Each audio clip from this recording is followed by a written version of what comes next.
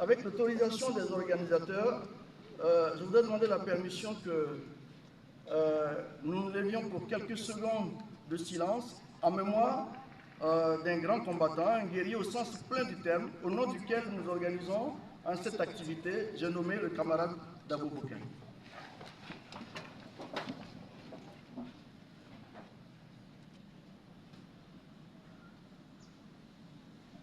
Merci.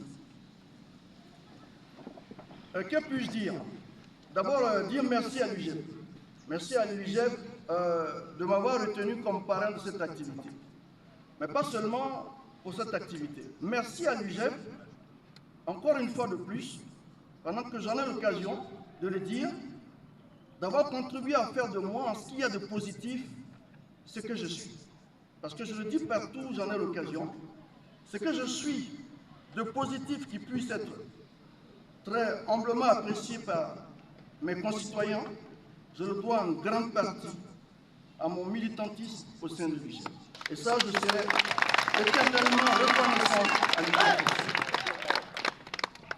C'est pour cela que je souhaite, et je le dis toujours à mes enfants, je le dis toujours, je dis, je ne vous demande pas de devenir quoi que ce soit, mais je serai très heureux que vous participiez aux activités de l'UGEP.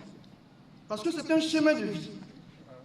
Ce que vous apprendrez en quelques années d'université en militant dans cette structure, je pense qu'il vous faudra des décennies pour l'acquérir dans la vie réelle. Je le dis et en toute humilité, parce que je côtoie des gens.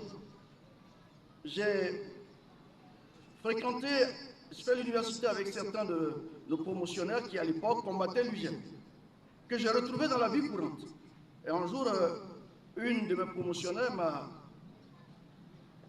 dit ce témoignage qui m'est resté toujours dans le cœur.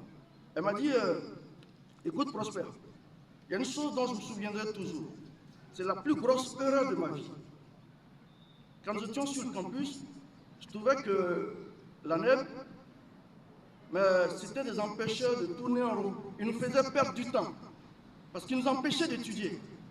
Quand j'ai fini, je me suis retrouvé en France, j'ai étudié, je suis revenu. Aujourd'hui, quand je regarde, quand je vous regarde, quand je regarde tous ceux qui ont milité, je me rends compte qu'il me manque quelque chose. J'aurais dû militer, même si par la suite, j'aurais choisi l'autre.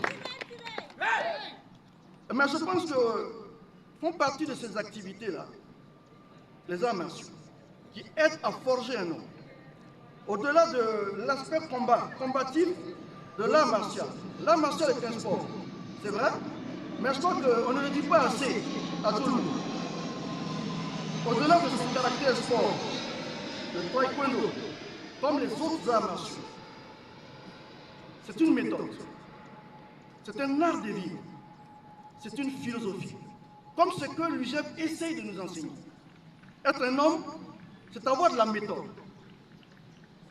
c'est suivre un art dans sa vie, c'est avoir une philosophie de vie.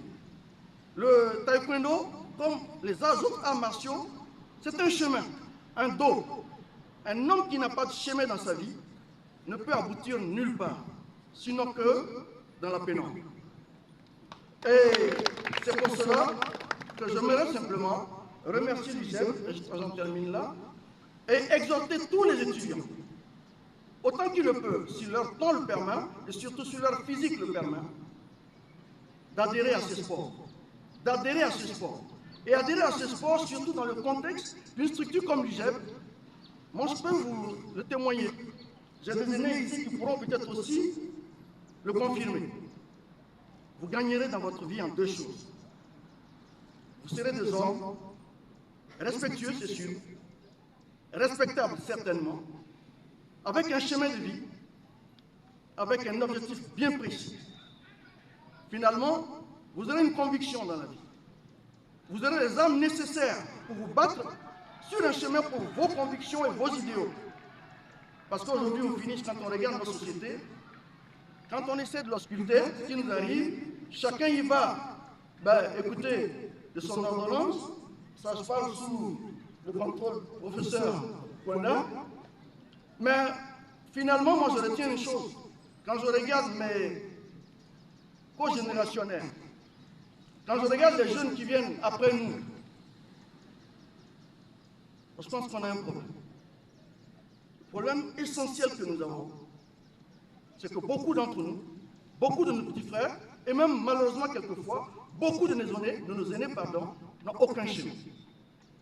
Ils prennent on va dire, la mer avant de se demander où ils vont et comment y aller et avec quels moyens y aller. J'espère que cet art martial nous permettra à tous de nous orienter.